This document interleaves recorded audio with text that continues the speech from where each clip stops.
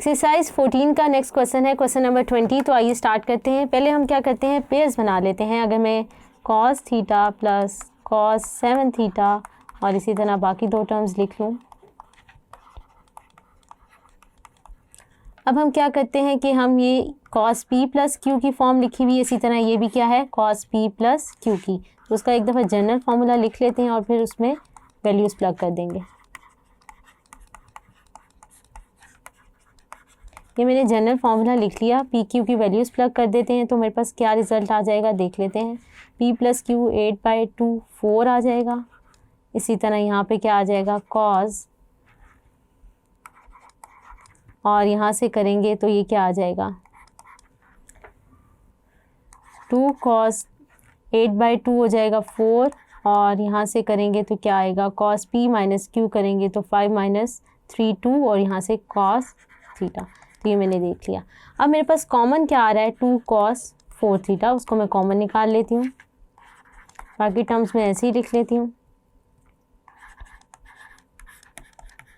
अब हमने क्या किया, हमारे पास दोबारा cos p plus cos q की फॉर्म आ गई है, तो इसको दोबारा फॉर्मूले में डाल देते हैं। तो हमारे पास क्या आ जाएगा,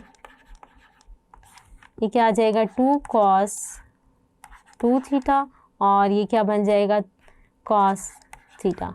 तो ये हमने दोबारा फॉर्मूले में लिख दिया। अब मेरे पास यहाँ से क्या रिज़ल्ट आ रहा है 2 cos 4 थीटा इक्वल टू 0। अब हमारे पास क्या आ जाएगा, इसको हम लिख लेते हैं। 3 केसेस आ चुके हैं हमारे पास, अब इनको हम 1 बाय 1 सॉल्व कर लेते हैं। पहला केस क्या है cos 4 थीटा इक्वल टू 0, तो इसके लिए थीटा की वैल्यूज़ निकाल लेते हैं। तो यहाँ से क्या आ जाएगा 4 theta is equal to cos inverse 0, और हम प्रिंसिपल डोमेन में रहते हुए लिखें तो 4 थीटा क्या आ जाएगा 0।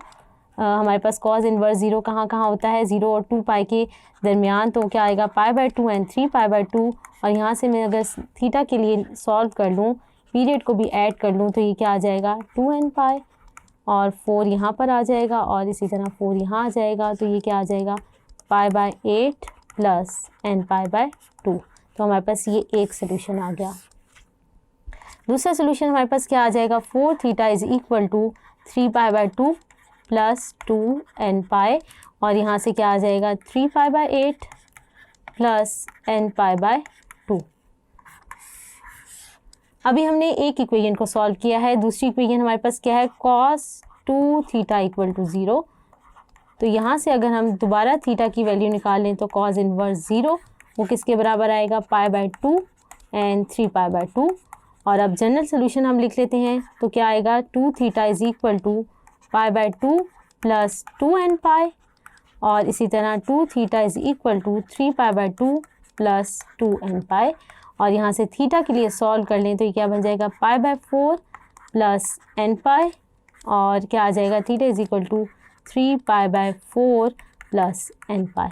तो ये हम इनको क्या करते हैं साथ साथ बॉक्स में लिखते जाते हैं ताकि हमारे पास एंड में आंसर लिखना हमें आसानी आ जाए। तो हम क्या करते हैं cos थीटा इक्वल टू 0 देख लेते हैं, वो किसके बराबर आएगा, क्या आ जाएगा theta is equal to π/2 and 3π/2, और इसमें हम क्या करते हैं 2nπ ऐड करके लिख लेते हैं। तो हम अब जनरल सोल्यूशन लिख लेते हैं।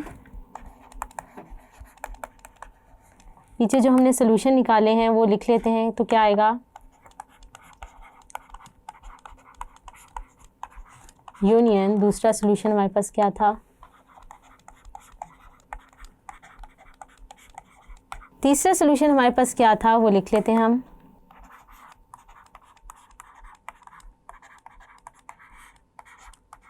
इसी तरह फोर्थ सोल्यूशन हमारे पास क्या था, यूनियन, क्योंकि 3 इक्वेशन आई थी और हर इक्वेशन से 2 सोल्यूशन आए थे, तो